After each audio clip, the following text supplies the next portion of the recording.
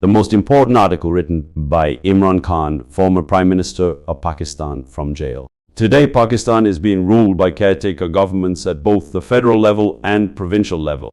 These administrations are constitutionally illegal because elections were not held within 90 days of parliamentary assemblies being dissolved.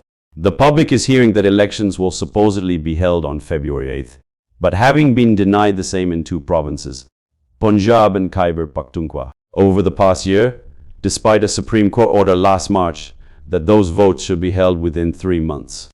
They are right to be skeptical about whether the national vote will take place. The country's election commission has been tainted by its bizarre actions. Not only has it defied the top court, but it has also rejected my Pakistan Tehreek-e-Insaf (PTI) party's nominations for first-choice candidates, hindered the party's internal elections, and launched contempt cases against me and other PTI leaders for simply criticizing the commission. Whether elections happen or not, the manner in which my party have been targeted since a farcical vote of no confidence in April 2022 has made one thing clear: the establishment, the army, security agencies, and the civil bureaucracy is not prepared to provide any playing field at all, let alone a level one for PTI. It was, after all, the establishment that engineered our removal from government under pressure from America, which was becoming agitated with my push for an independent foreign policy and my refusal to provide bases for its armed forces. I was categorical that we would be a friend to all, but would not be anyone's proxy for wars. I did not come to this view lightly. It was shaped by the huge losses Pakistan had incurred collaborating with America's war on terror, not least the 80,000 Pakistani lives lost. In March 2022, an official from America's State Department met Pakistan's then ambassador in Washington, D.C.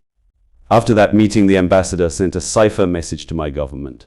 I later saw the message via the then Foreign Minister Shah Mahmood Qureshi, and it was subsequently read out in cabinet. In view of what the cipher message said, I believe that the American official's message was to the effect of pull the plug on Imran Khan's prime ministership through a vote of no confidence, or else.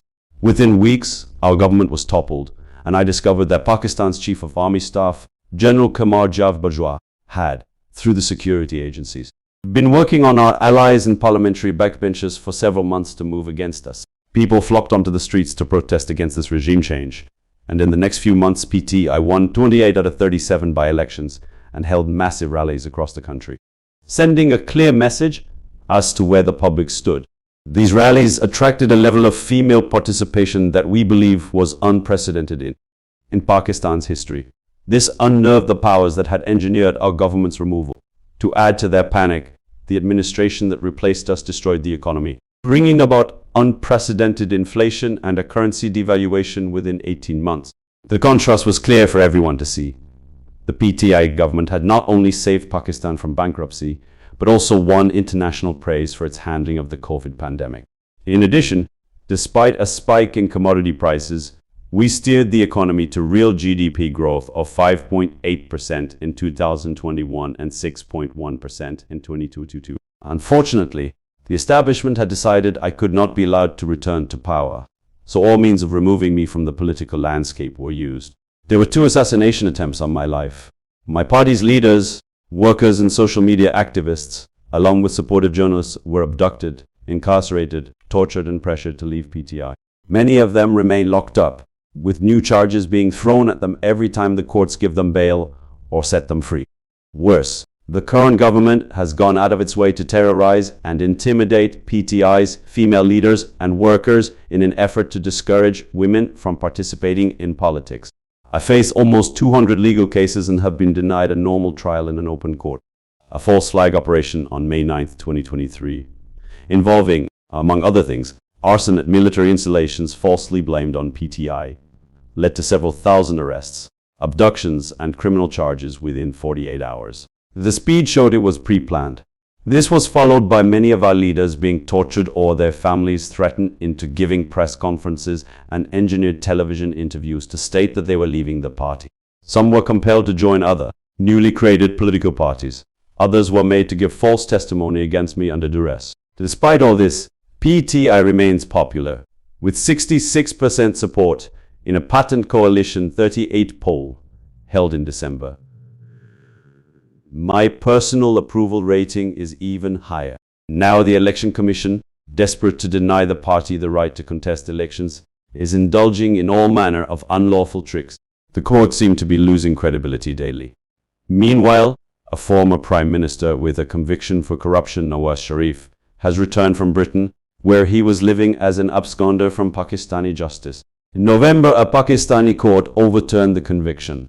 It is my belief that Nawaz Sharif has struck a deal with the establishment whereby it will support his acquittal and throw its weight behind him in the upcoming elections. But so far, the public has been unrelenting in its support for PTI and its rejection of the selected.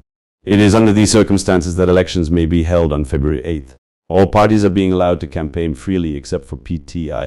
I remain incarcerated in solitary confinement on absurd charges that include treason. Those few of our party's leaders who remain free and not underground are not allowed to hold even local worker conventions. Where PTI workers manage to gather together, they face brutal police action. In this scenario, even if elections were held, they would be a disaster and a farce, since PTI is being denied its basic right to campaign.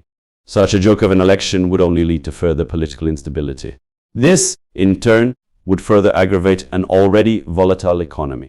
The only viable way forward for Pakistan is fair and free elections, which would bring back political stability and rule of law, as well as ushering in desperately needed reforms by a democratic government with a popular mandate. There is no other way for Pakistan to disentangle itself from the crises confronting it. Unfortunately, with democracy under siege, we are heading in the opposite direction on all these fronts.